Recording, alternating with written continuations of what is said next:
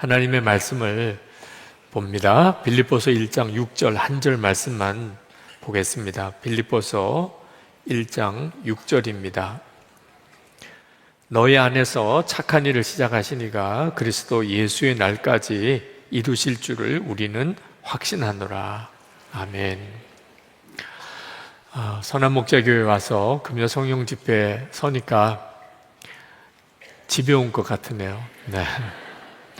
집 나가서 고생하다가 집에 온 것 같습니다.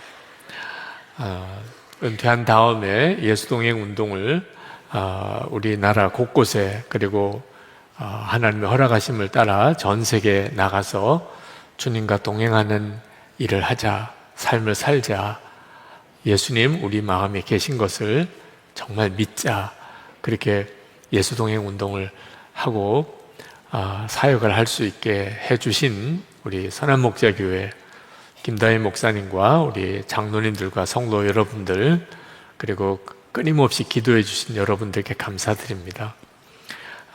이렇게 잠깐 와서 여러분에게 내가 아직도 살아있구나 하는 것을 보여드리고 가는 것 같은 느낌이지만 늘 마음에는 선한목자교회를 향한 마음과 기도가 있습니다.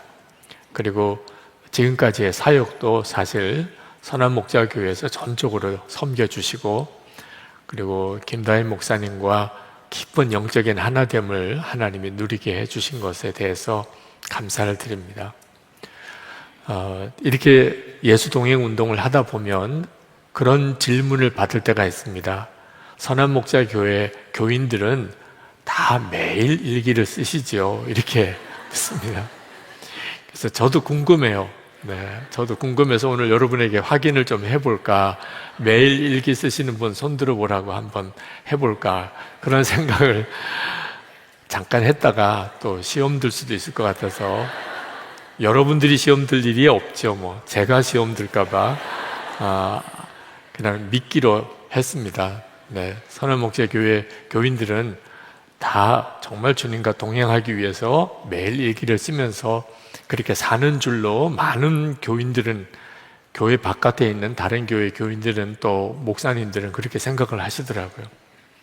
근데 제가 오늘 오면서 여러분에게 함께 나눌 말씀을 준비하다가 선한목자교회 교우들 안에도 실제로 매일 주님과 동행하는 삶이 쉽지 않은 분들이 여전히 많다는 사실을 알았습니다.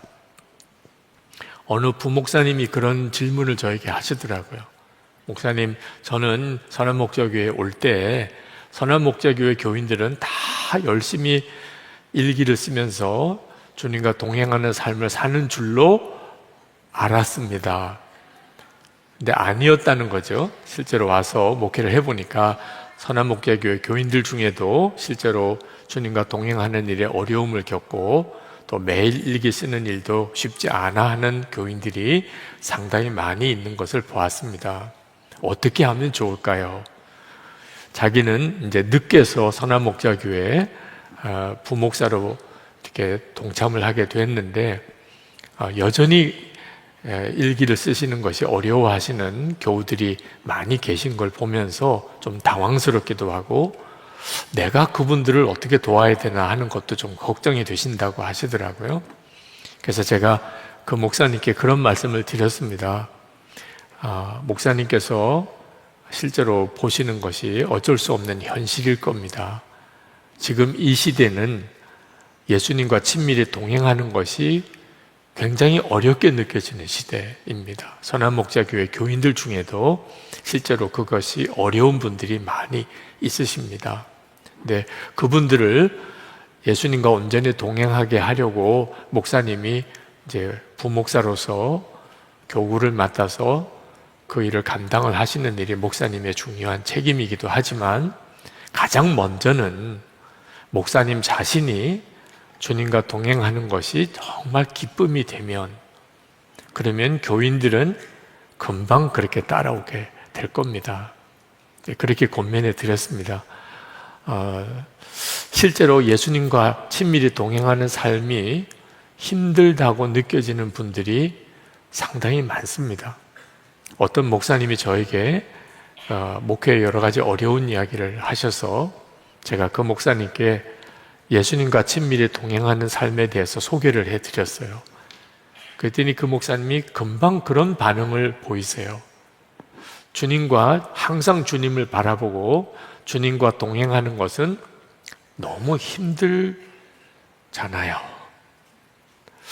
그런 표현이 저에게 있어서는 마음에 좀 충격이었어요. 주님을 늘 바라보고 주님과 동행하는 것은 너무 힘들잖아요. 실제로 그렇게 생각하시는 것 같아요. 목사님들 중에도 그런 분들이 계시고 교인들 중에도 주님과 늘 동행하는 삶을 사는 것은 너무 힘든 일이야. 그건 아주 특별한 사람들이나 할 수 있는 일이야. 그렇게 생각하시는 것 같아요. 그래서 오늘도 그 말씀을 선한목자교회 교우들에게 드려야 하겠다, 그런 생각이 들었습니다. 여러분들 중에도 그동안 주님과 동행하는 삶을 살면서 그만 중간에 포기하신 분들, 또는 지금도 어려워하시는 분들, 아예 시작도 못 하시는 분들도 많이 있을 거라고 생각이 듭니다. 여러분, 주님과 친밀히 동행하는 삶을 사는 것은 절대로 어려운 일이 아닙니다. 아주 쉬운 일입니다. 제가 힘든 일이잖아요 라고 하는 목사님에게 그렇게 말씀을 드렸어요. 주님과 동행하는 삶은 아주 쉽습니다. 왜냐하면 주님이 그렇게 해주시기 때문에. 우리가 믿을 것은 예수님께서 정말 내 안에 계시다는 것을 믿는 것 하나뿐입니다. 고린도후서 13장 5절에 예수 그리스도께서 너희 안에 계신 줄을 너희가 스스로 알지 못하느냐. 그렇지 않으면 너희는 버림받은 자니라. 예수님이 내 안에 계신 것을 스스로 안다고 그랬습니다. 그러니까 예수님이 내 안에 계신 것을 정말 알고 그게 믿어지면, 그러면 주님과 친밀히 동행하는 것은 그냥 그 순간에 눈이 열리는 거예요. 그러니까 여러분, 믿는 것이 얼마나 쉬운 일입니까? 어린 아기가 엄마 아빠를 믿고 그저 편안하게 엄마 아빠 품에서 이렇게 잠이 드는, 그게 믿음이죠. 그죠? 자기로서는 이 세상에서 뭘 챙겨 먹을 수도, 일을 할 수도, 자기 발로 이렇게 걸어갈 수도 없는 갓난아기지만 완전히 믿고 맡기는 거잖아요. 그 믿음이 바로 예수 믿는 우리들의 믿음이라. 예수님은 지금 내 안에 계시다, 이 사실이 정말 믿어지면, 아니 그게 어려울 수가 뭐가 있겠어요. 믿는 것처럼 쉬운 일은 없잖아요. 물론 제가 이렇게 설명을 드리면 여러분들은 더 당황스러우실 것 같아요. 네. 자기는 믿어지나 봐, 뭐 이렇게 생각하시는 분도 계실지도 모르겠어요.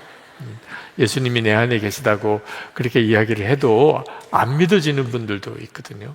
이유는 지금 우리가 살고 있는 지금 이 시대가 영적으로 잠이 들어있는 시대이기 때문에, 사람들이 영적으로 잠이 들어있는 시대이기 때문에 주님이 나와 함께 계신데도 그게 안 믿어지는 거예요. 우리가 영적 각성을 위해서 기도하는, 우리 나라의 한국 교회에 영적 각성이 일어나기를 위해서 기도하는 이유가 바로 거기에 있는 겁니다. 주님이 우리 안에 계신데 그것을 실제로 깨닫게 되고 바라보게 되는, 눈이 열리게 되는 일이 영적 각성이거든요. 주님이 우리 가운데 계시지 않는데 주님이 우리 가운데 오시는 것을 구하는 게 아닙니다. 그건 정말 어려운 일이에요. 주님이 우리 가운데 계시지 않는데 주님이 우리 가운데 오시는 일은 우리로서는 그렇게 주님이 하실지 안 하실지 알 수가 없어요. 기도를 한다고 해도 응답을 받을지 못 받을지도 모르는 일이에요. 그런데 이미 우리 안에 와 계신 주님을 바라보는 눈이 뜨이는 것은 전혀 다른 문제예요. 이미 우리 안에 와 계시다가 눈만 뜨이는 거라는 거예요. 이건 이미 이루어진 일이나 마찬가지입니다. 지금 우리가 영적 각성을 위해서 기도하는 것은 이미 내 안에 계시고 우리 가운데 계신 주님을 바라보는 눈을 열어달라고 기도하는 거예요. 그건 이미 주님이 우리 안에까지 오셨으니 사실 다 이루어진 일이랑 마찬가지예요. 여기에서 믿음이 나오는 거예요. 아, 주님이 이 일을 하시겠구나. 예수님과 친밀히 동행하는 것은 주님이 우리와 함께 계시는 것을 정말 마음에 믿어지면, 그러면 주님과 동행하는 것은 그냥 저절로 이루어지는 것과도 같아요. 물론 주님과 동행하는 삶이 대단히 놀라운 삶이지만 매일 매 순간을 따지고 보면 특별한 일이 없는 것처럼 보입니다. 여러분들이 예수님이 여러분의 마음에 계신 것에 대해서 아주 특별하다고 그렇게 여기지 못하는 이유는 여러분의 실제 지금 매일매일의 삶이 특별한 일이 일어나는 것처럼 보이지 않기 때문이에요. 매일 매 순간이 무의미해 보이기도 하고 특별한 것도 없어 보이는 삶이 계속 되어지는데 주님이 내 안에 계신 게 사실인가? 여러분들이 그렇게 생각하는 거예요.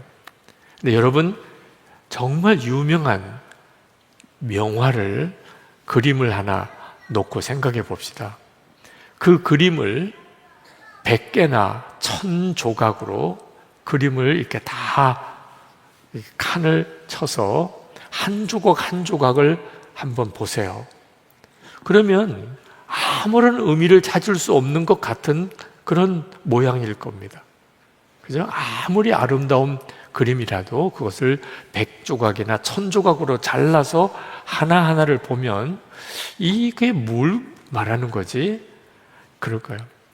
근데 그걸 다 모아놓고 보면 와, 기가 막힌 그림이구나. 그렇게 되잖아요. 주님과 동행하는 삶이 꼭 그와 같아요. 주님과 여러분이 주님을 바라보고 주님이 여러분 안에 계신 것을 정말 믿고 그렇게 사는 삶이 하루하루를 떼어놓고 보면 별것 아닌 것처럼 보여요. 아침에 눈을 떴을 때 주님, 그렇게 시작했다. 그리고 항상 주님을 생각하며 그렇게 여러분들이 가정에서 직장에서 그렇게 지내시다가 저녁에 오늘 내가 얼마나 주님을 생각했는지 바라보면서 일기를 쓰고 그렇게 지내는 그 하루만 놓고 보면 특별한 일이 없어 보여요. 근데 그렇게 한 달을 살고 그렇게 6개월을 살고 그렇게 1년을 살아보세요. 그러면 정말 너무나 놀랍구나. 주님이 여러분의 삶 속에 역사하시는 것이 선명하게 나타나요. 제가 지난 14년 동안 예수님과 동행하는 삶을 살고 또 성도들에게 일기를 쓰면서 서로 나누면서 살아보라고 권하면서 경험했던 겁니다. 요즘에 만나는 많은 주님과 동행하는 삶을 살기로 목회하시는 목사님들을 만나서 대화를 나누고 또 그런 성도들을 만나 볼 때 주님 정말 너무나 놀라운 일이군요. 그렇게 고백을 하게 돼요. 여러분들, 오늘 이 시간 우리가 정말 붙잡아야 될 말씀은 우리가 주님과 동행하게 해주시는 분이 예수님 그분이시라는 거예요. 우리가 노력을 잘하냐 못하냐에 달려있는 게 아니라는 거예요. 우리가 할 일은 우리 안에 계셔서 우리로 주님과 동행할 수 있게끔 만들어주시는 그 예수님을 더욱 믿는 겁니다. 온전히 신뢰하는 거죠. 여러분, 에베소서 5장 14절에 보면 그러므로 이르시기를 잠자는 자여 깨어서 죽은 자들 가운데서 일어나라. 그리스도께서 너에게 비추이시리라 하셨느니라.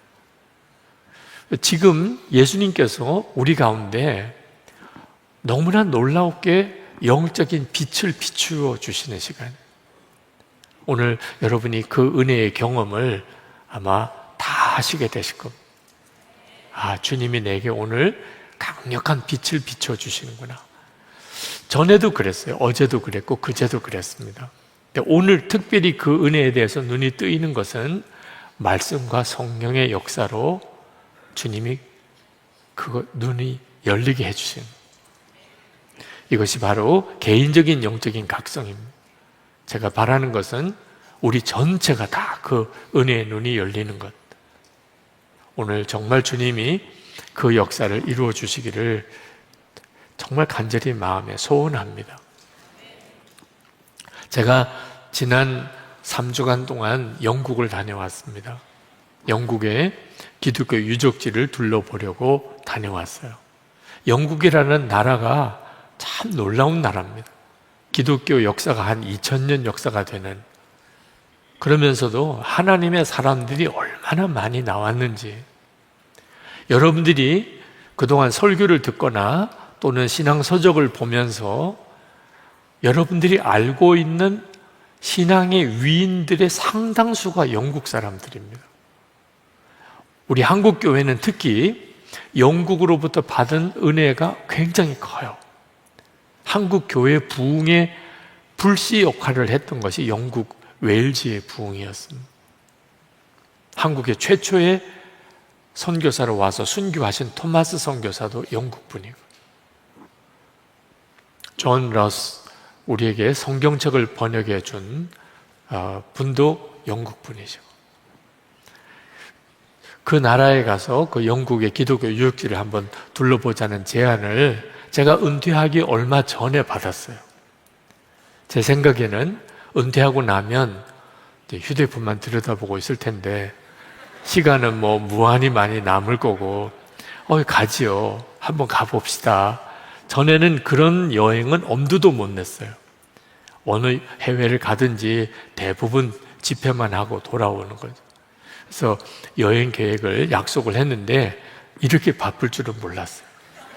막상 날짜가 다가오는데 도무지 갈 수 있는 형편이 못 되는 거예요. 그런데 이미 약속을 했기 때문에 다른 약속들을 다 사양하고 영국을 다녀오게 된 겁니다. 그런데 그 영국을 가면서 하나님께서 뭔가 강권하시는 것이 있다는 생각이 들었습니다. 그냥 예사로운 여행은 아닌 것 같아요. 굉장히 여행이 쉽지 않은 여행 과정이었는데, 그때 제가 쓴 일기가 떠나는 날 6월 26일 일기입니다. 그 중에 이런 부분이 있어요. 영국 여정은 우여곡절도 많았고 쉽지 않은 여행 일정이지만 그래서 주님의 역사가 더욱 기대가 됩니다. 영국은 영적으로 2000년 기독교 역사에 매우 중요한 나라입니다. 종교개혁의 나라이고 영적 대각성이 일어났던 나라입니다. 우리나라의 영적 대각성을 위하여 기도하는 중에 영국에 오게 하신 뜻이 분명히 있으리라 믿습니다. 그런 마음이 들더라고요. 그래서 그날 일기를 그렇게 썼어요. 그리고 돌아보니까 정말 주님이 그 영국 여정 내내 주님의 계획에 의하여 저를 이끄신 것을 알았습니다. 처음에 저희들이 영국 기독교 유적지 탐방하는 곳이 스코틀랜드였어요. 스코틀랜드부터 그리고 웨일즈까지 영국을 둘러왔는데 가장 먼저 갔던 곳이 여러분이 잘 아는 아프리카 선교사 리빙스턴 선교사의 생가였습니다. 거기에 가보니까 그 리빙스턴 선교사의 유적지 한가운데 사자에게 리빙스턴이 어깨가 물리는 장면이 동상으로 만들어져 있어요. 그 부분을 이렇게 사진으로 찍어 왔습니다. 아프리카에 가서 사자에게 어깨가 물린 이 초창기입니다. 그래서 리빙스턴은 사실 장애인으로 살았어요. 어깨가 한쪽 팔을 제대로 쓰지 못하는 그런 가운데도 아프리카를 그렇게 사랑하고 아프리카에 복음을 전했던 그런 정말 훌륭한 선교사님이죠. 근데 그분이 어릴 때 어떻게 살았던 곳인지는 저는 전혀 몰랐습니다. 가봤더니 거기가 방적 공장이 있었던 터예요. 영국 산업혁명 이후에 방직 공장이 있었던 곳인데 한마디로 찢어지게 가난한 노동자의 집안의 아들이었습니다. 그때 당시에 사회 분위기나 교회 분위기가 지금 우리들처럼 선교 나가자, 선교 열심히 나가자 그런 분위기도 아니었어요. 도무지 선교를 나간다는 것 자체가 사람들에게 전혀 관심사도 없고 또 그럴 분위기도 아닌 그런 가운데 그들이 아프리카 선교사로 리빙스턴이 나가게 된 이유가 뭔가? 한마디로 말하면 지금도 함께 나와 함께 계시는 예수 그리스도이심을 눈이 뜨였던 거예요. 그가 선교사로 떠나는 날 가족들이나 친구들이 다 얼마나 걱정이 많았겠습니까?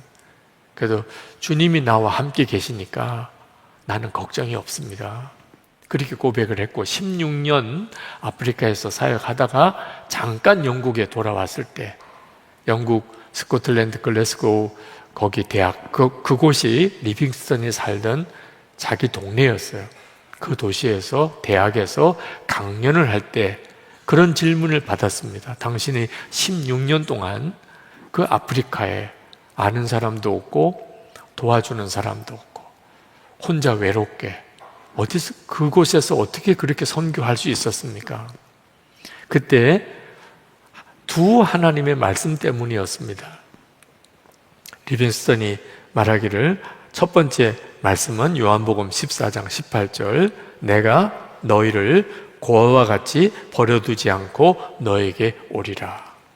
둘째는 마태복음 28장 20절 내가 세상 끝날까지 항상 너희와 함께 있으리라. 이 두 말씀 때문에 제가 지난 16년 동안 아프리카에서 잘 살 수 있었습니다.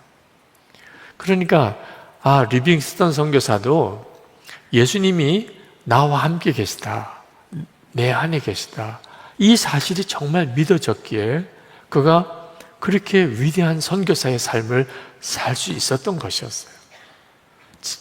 제 안에 일어나는 이 나와 함께 계시는 주님에 대한 열망이 저만의 문제가 아니더라고요.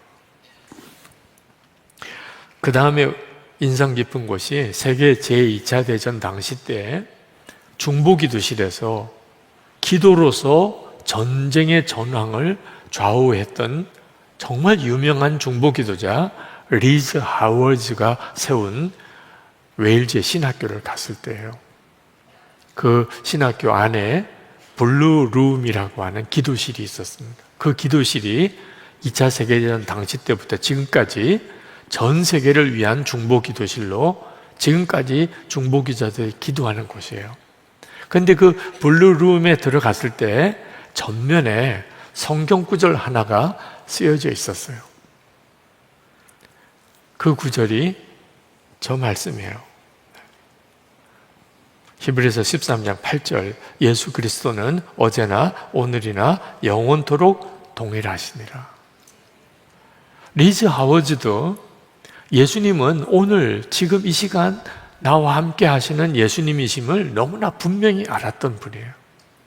그러니까 그는 그냥 주님께 그때 당시에 세계전쟁의 전황을 말씀을 드리면서 주님의 역사를 구하는 기도자로 쓰임을 받았던 거예요.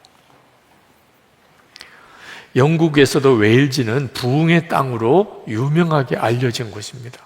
1차, 2차, 3차 웨일즈 부흥이 일어났고 그 부흥이 미국의 부흥을 일으키고 그리고 전 세계에 동시다발적인 부흥이 일어나게 하고 1907년 한국의 부흥도 일어나게 했던 너무나 놀라운 부흥이에요. 웨일즈의 부흥이. 1904년에 이반 로버츠라고 하는 신학생이 그가 성령을 받고 그리고 강력한 웨일즈의 부흥을 이루었던 그곳에 모리아 교회 그 중에서도 교육관에 거기에 부흥의 불이 떨어진 곳이 그곳을 우리가 갔을 때예요. 근데 여기에 그렇게 강력한 부흥이 일어났던 곳이구나 하는 것을 보면서도 마음이 무거웠던 것은 지금 현재 그곳의 모습은 너무 퇴락하고 마치 어둠침침한 굴 같은 느낌인 겁니다. 그 부흥의 유적 기록들이 이렇게 진열되어 있긴 하지만 너무 초라한 곳이 부흥이 있었다는 것을 설명을 들으니까 그런가 보다 그렇지 그곳 현장을 보면은 도무지 감을 잡을 수가 없었어요. 마음이 너무 무겁더라고요. 부흥이 임했을 때 왜 그 부흥은 이렇게 속히 다 사라져 버리는 걸까?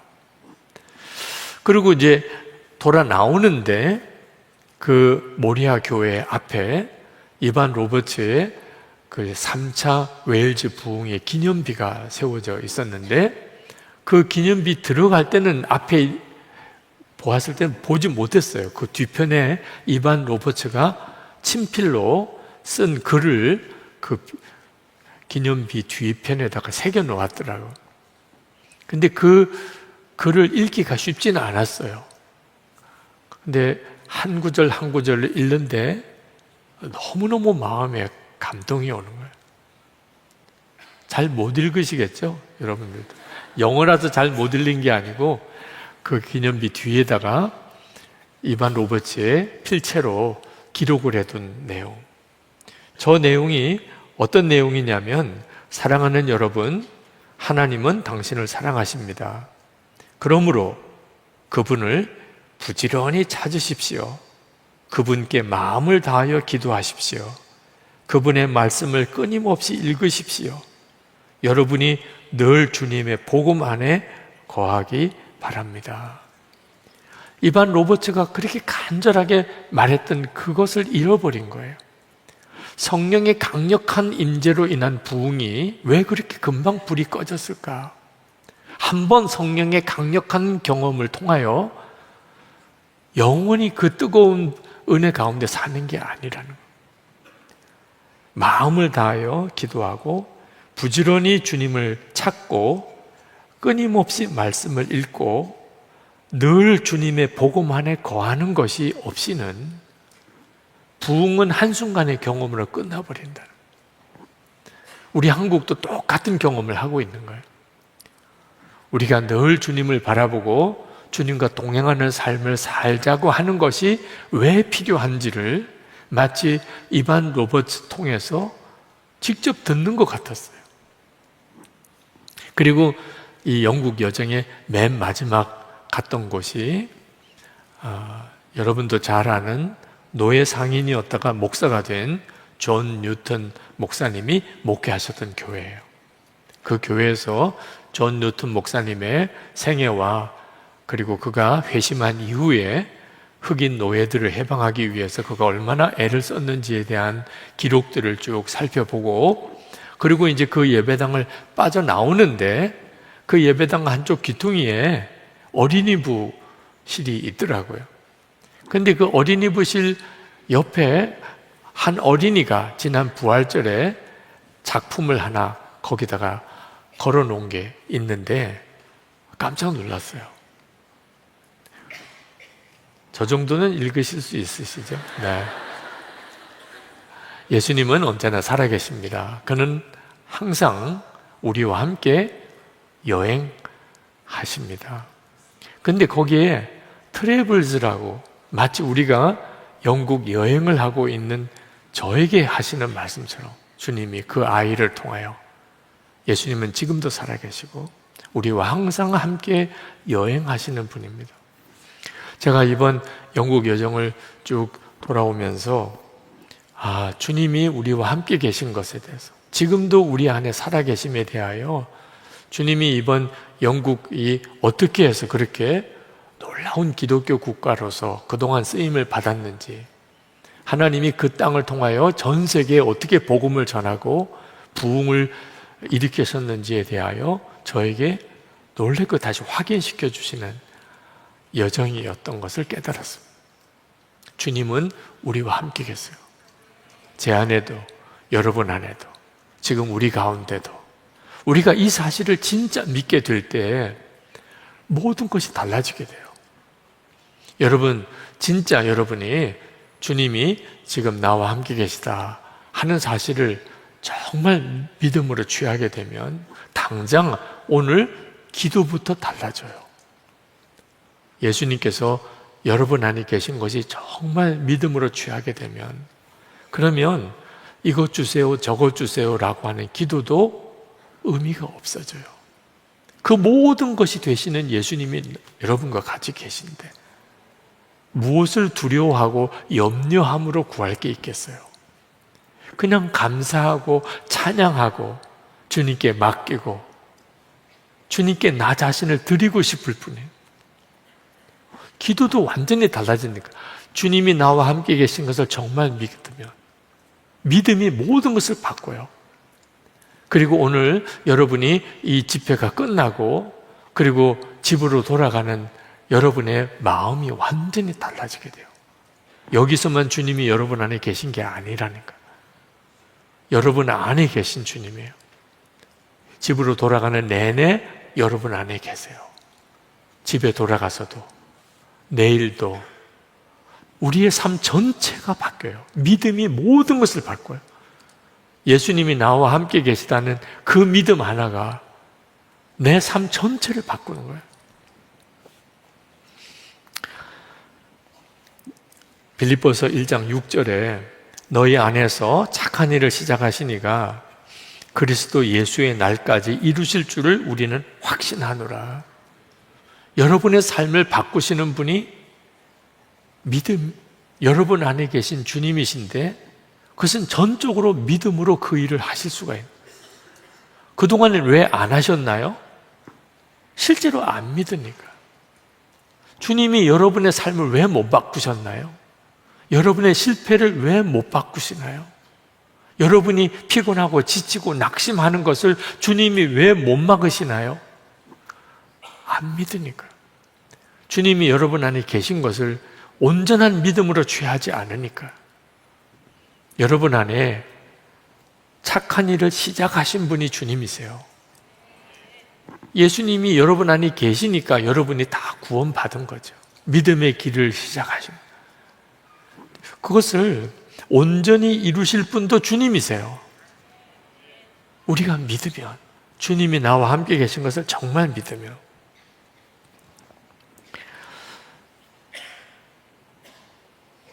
여러분 마음에는 믿어도 이게 내 마음에 확신이 들지 않습니다. 목사님은 자꾸 믿으면 된다고 하는데 그게 너무 어렵습니다. 그렇게 말씀하실 분들이 틀림없이 있으실 거예요.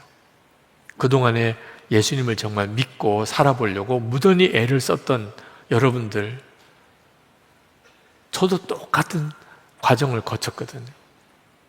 도무지 안 믿어지는데 어떻게 해요? 여러분, 믿고 싶어도 믿어지지 않으시는 분들 꼭 기억하셔야 돼요. 그래서 믿음의 싸움이라고 하는 거예요. 내가 믿으려고 하면 금방 믿어지는 거라면 믿음이 싸움일 수가 없는 거예요. 세상에 안 믿을 사람이 누가 있겠어요? 근데 믿고 싶은데 믿어지지 않는 걸 어떻게 해요? 여러분은 세상에 사는 동안에 이런 믿음의 갈등과 믿음의 싸움을 다 한 번쯤은 경험해 보셨을 거예요.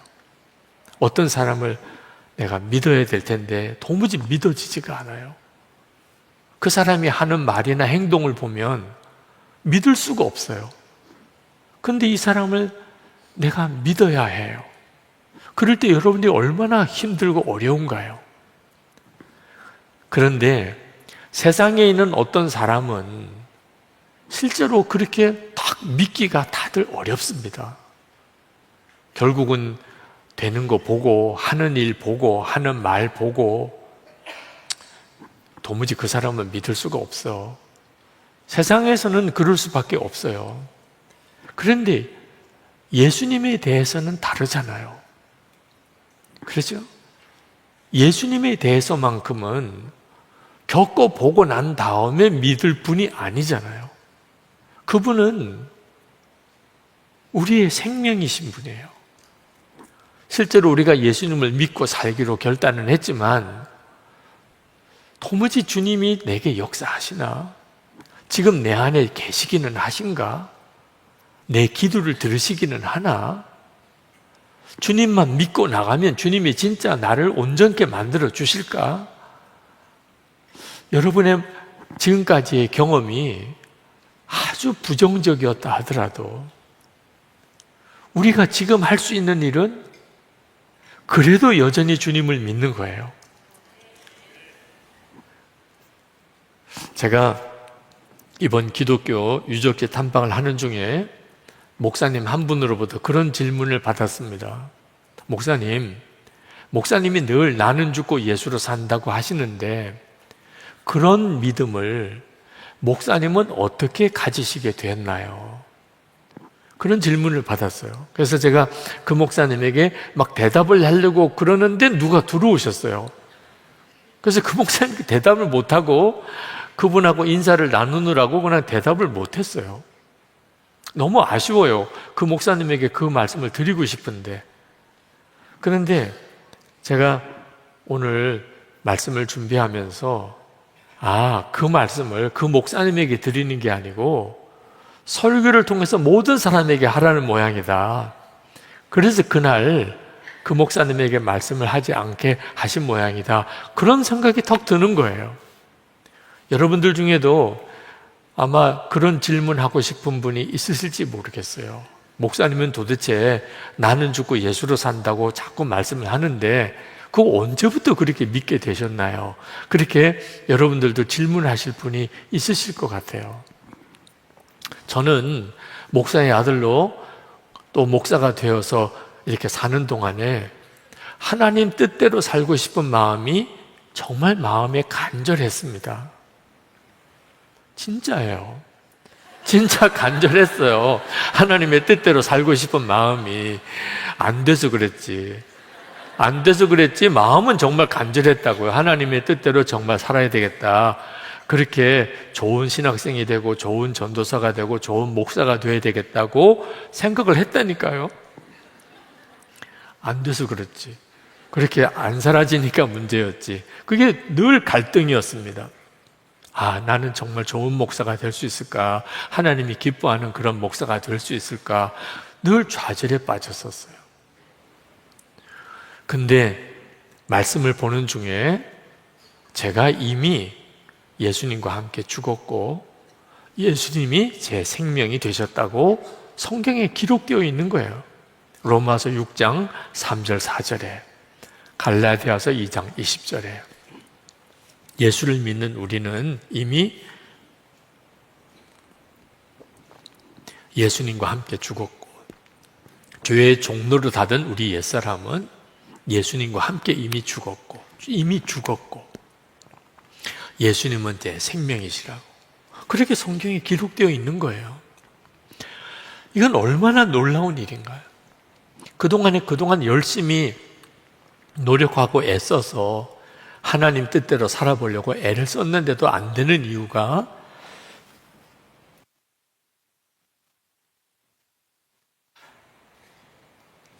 죄의 종로를 하던 옛사람으로서 해보려고 하니까 안 되는 거였거든. 내 노력으로는 도무지 하나님 뜻대로 살 수가 없는 것이었어요. 그건 너무 분명했어요. 그러니까 안 되는 건가? 그렇지가 않다는 거예요. 십자가 복음이 너무 놀라워서 그 옛사람은 이미 죽었고 이제는 예수님이 내 생명이 되셨다는 그걸 믿기만 하면 된다는 거예요. 자, 그때 솔직히 상당히 혼란스러웠어요. 내가 정말 죽었다고 믿어야 되나? 그렇게 믿으면 되는 건가? 그때 제 마음속에 깨달아지는 것이 이 말씀은 이해할 수 있는 게 아니라는 거예요. 믿을 건가 안 믿을 건가만 결정해야 된다. 믿으면 나는 이제 성경에 기록된 그대로 구원받은 하나님의 자녀의 삶을 살게 되는 거고 믿지 못하면 그러면 하나님도 나에게 어떻게 더 하실 수가 없다. 그래서 그때 하나님 앞에 믿기로 결심을 했어요. 성경에 나와 있으니까 누가 어느 목사님이 설교한 것도 아니고 성경에 나와 있습니다. 주님, 저는 예수님과 함께 이미 죽었음을 믿습니다. 근데 그때 제 마음에 어떤 생각이 또 드느냐 하면 내가 정말 믿는다면 그것을 설교하라는 거예요. 아니, 믿는다고 결심은 했지만 설교를 하려니까 자꾸 말이 꼬여요. 분명히 믿기는 한다고 결심은 했지만 충분히 이해가 잘 안 되니까 내가 죽었다고 설교를 했다가 또 죽여주세요 그랬다가 저 자신도 말이 막 꼬여요. 내가 지금 죽은 게 맞는 건지. 그래도 너가 정말 믿기로 결심했으면 너가 성경에 있는 그 내용을 설교해야 된다. 그래야 너가 믿는 게 맞다는 거예요. 그래서 그때부터 과감하게 다니면서 저는 예수님과 함께 제가 죽었음을 믿습니다. 그리고 여러분들도 예수님과 함께 이미 죽은 사람들입니다. 그것을 믿을 때 우리는 세례를 받은 겁니다. 세례를 받았다면 여러분은 이미 죽은 사람입니다. 여러분이 할 일은 믿는 것뿐입니다. 그 다음부터 주님의 생명의 삶을 사는 경험을 하게 됩니다. 그렇게 설교를 하기 시작한 거예요.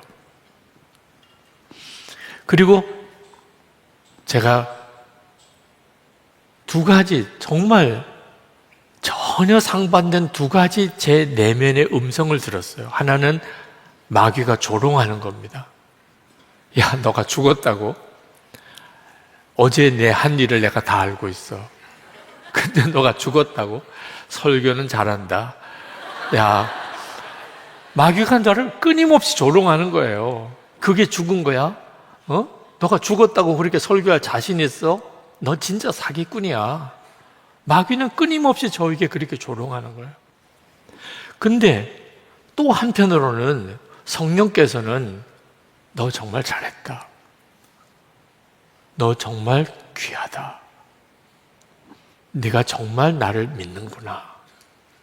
여러분, 이 두 가지 마음을 이해하기 쉽지 않으실 거예요. 여러분들도 아마 나는 죽고 예수로 사는 십자가의 복음을 정말 믿음으로 취해가는 과정에서 여러분들도 다 경험할 거예요. 내가 죽은 거 맞나? 여러분은 예수 믿고 여러분의 자아가 죽었습니까? 그러면 아마 몇몇 소수의 사람만 아멘 할 겁니다. 대부분은 다 대답을 못 하세요. 왜? 안 죽었다고 생각하니까. 난 안 죽었다고. 그러니까 몇몇 소수의 사람만 아멘한 사람만 바보 되는 거예요. 죽기는 뭘 죽어. 내가 너의 과거를 다 알고 오늘의 내 모습도 다 아는데. 근데 그때마다 주님은 저에게 내가 정말 예수님과 함께 죽었음이 복음이고 진리임을 말씀으로 하나하나 확인시켜 주세요. 그리고 제 삶을 통하여. 그래서 그걸 교인들에게 가르치고 또 가르친 것이 지금 예수님의 사람 제자 훈련 교재예요. 그걸 한 번의 설교로만 해결할 수 있는 문제가 아니라고 생각이 들어서 제자 훈련 교재로 만들어서 그것을 제가 목회하는 교회에서 교인들을 훈련했고 지금은 참 많은 교회에서 그 교재를 쓰고 있습니다. 믿음이에요. 죄사함을 받은 것은 믿음으로 취해요. 내가 죄사함을 받았어. 근데 내가 거룩하게 되는 것은 믿음으로 취하지를 못해요. 많은 그리스도인들이. 거룩하게 사는 것은 노력을 해야 된다고 생각해요. 그러니까 안 되는 거예요. 죄사함을 노력으로 이룰 수 없듯이 거룩함도 노력으로 이루어지지 않아요. 믿음으로 취해질 때 주님이 그렇게 만드시는 거예요. 내가 믿으니까.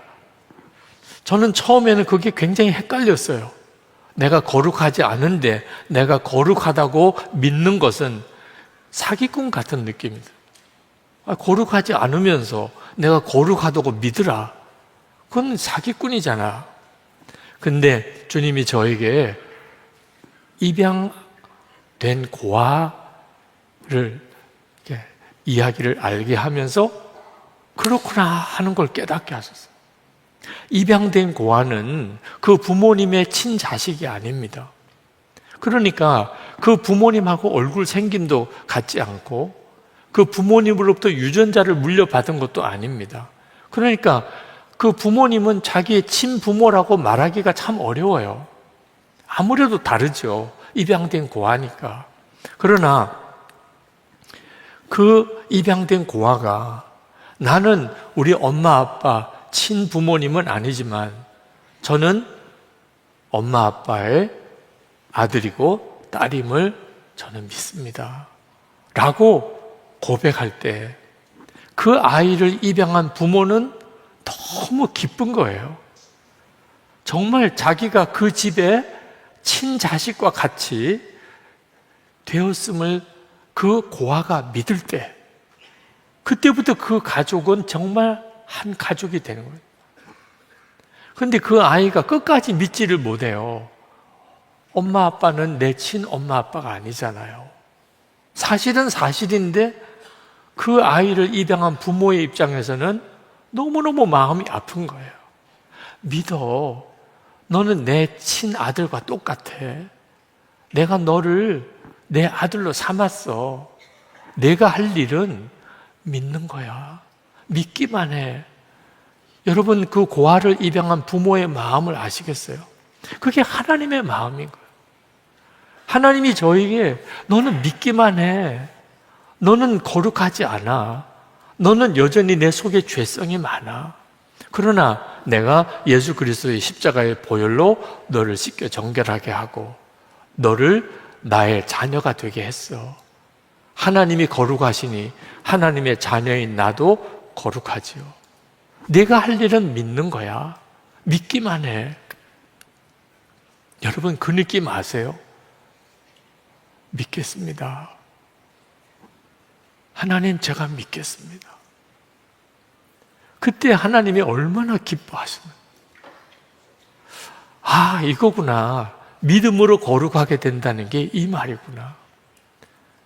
근데 하나님이 그 말할 수 없는 은총도 귀하지만 주님이 저에게 확실한 증거도 주셨는데 주님이 제 안에 거하신 거예요.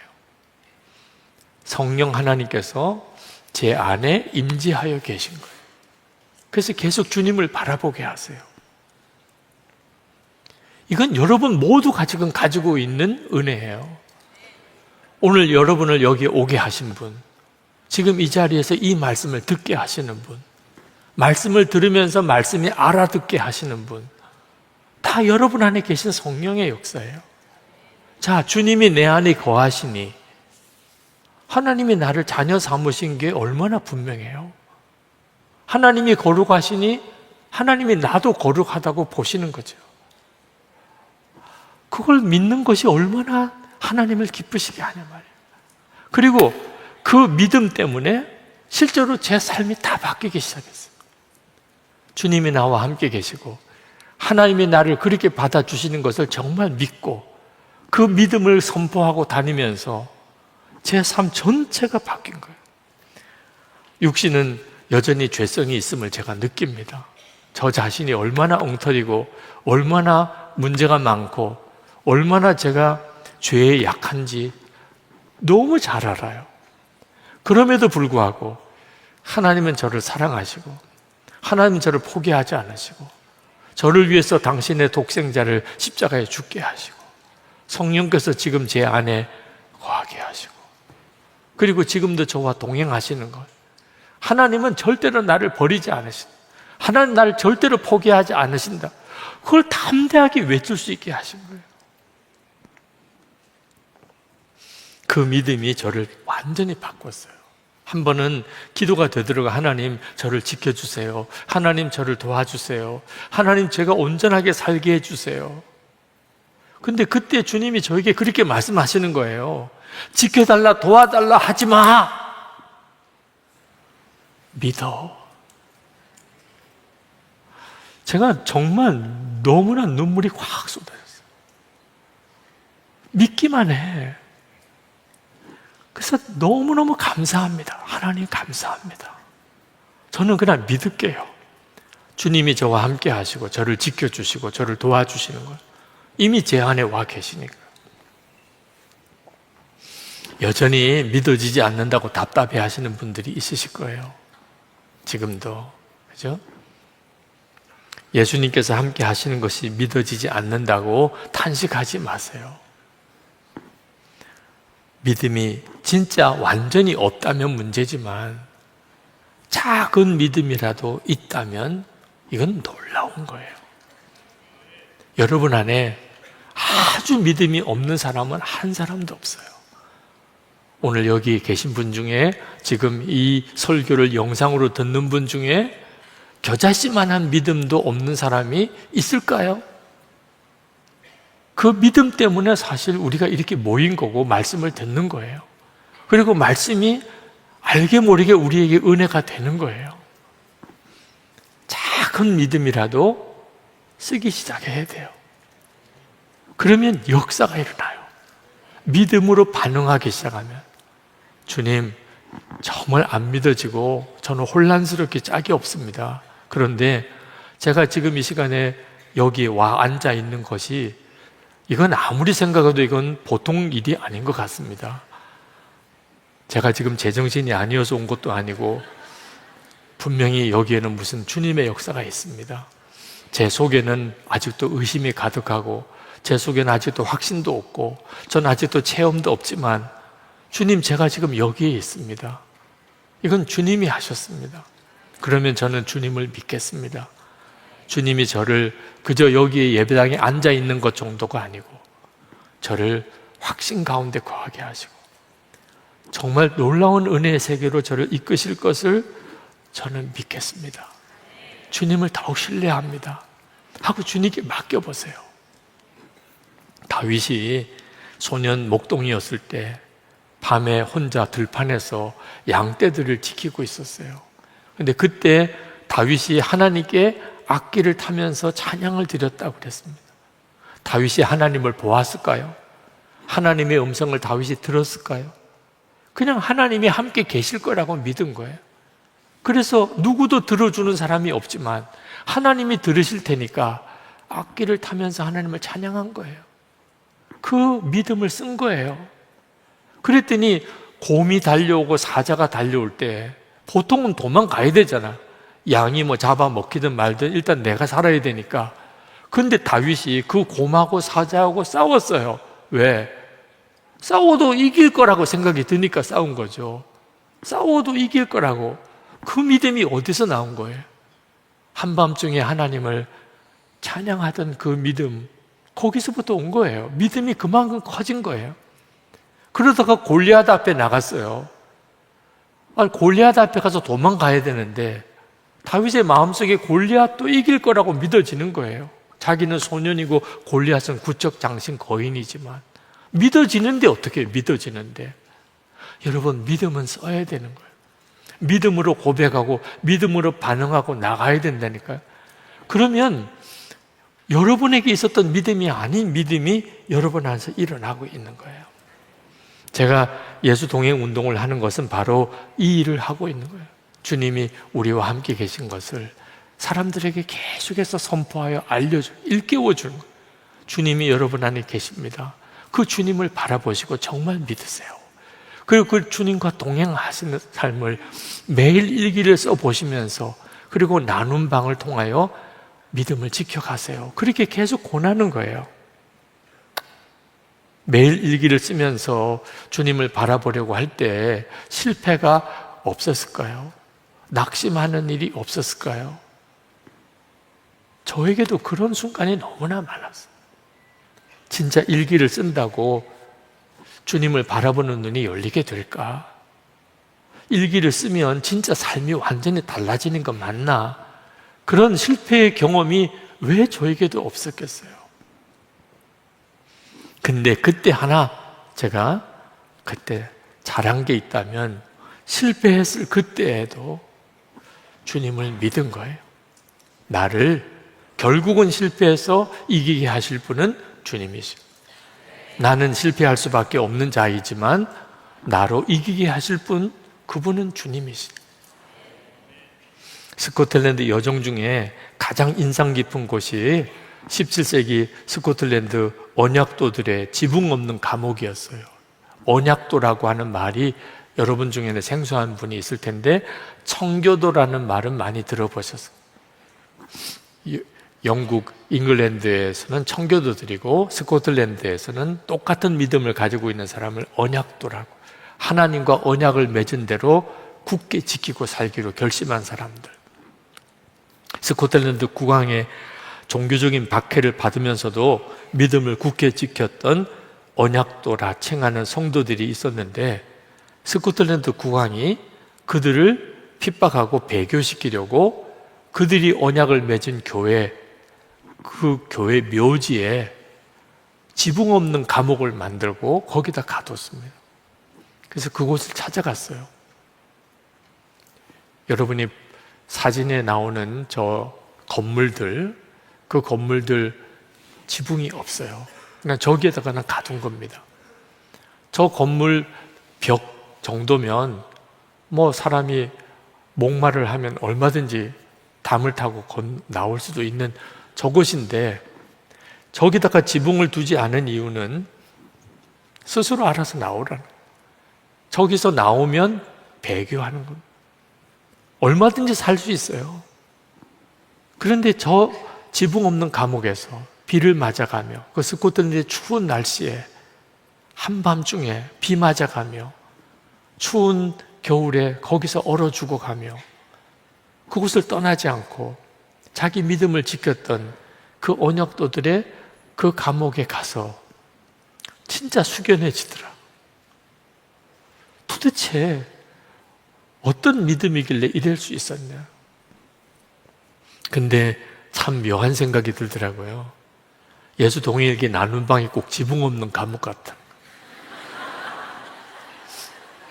얼마든지 나올 수 있어요. 얼마든지. 네. 그 나눈 방 얼마든지 안 써도 돼요. 네.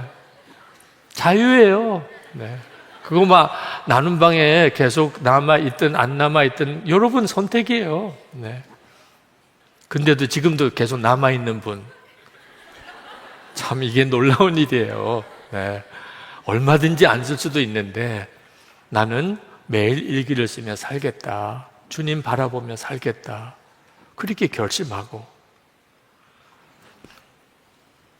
그때 마음에 갑자기 하늘에 있는 히브리서 12장 1절에 허다히 많은 증인들이 우리를 내려다보고 있다고 했는데, 그 지붕 없는 감옥에서 죽어갔던 많은 믿음의 그 선조들, 하늘에서 저를 보는 것 같은 거예요.